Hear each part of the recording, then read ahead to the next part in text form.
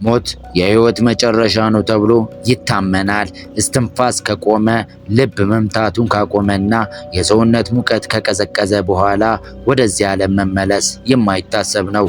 ነገር ግን ዛሬ የምነግራችሁ ታሪክ ይህንን የተፈጥሮ ህግ የጣሰ ነው።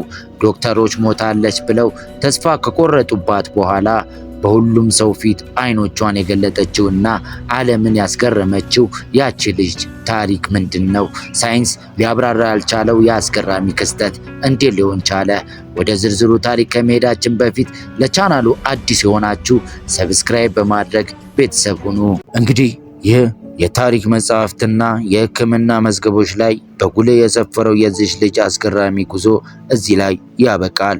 ሞት አፋፍ ደርሶ መመለስ ለብዙዎቻችን እንቆቅልሽ ቢሆንም ለእሷ ግን ሁለተኛ የህይወት እድል ሆኖላታል።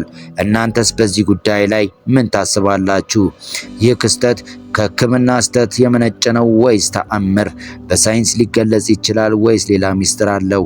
ያላችሁን አስተያየት ከታች በኮሜንት መስጫው ላይ አስፍሩልኝ። ቪዲዮውን ከወደዳችሁት ላይክ ማድረጋችሁን እንዳትረሱ። በሌላ አስገራሚ ታሪክ እስከምንገናኝ ሰላም ቆዩ።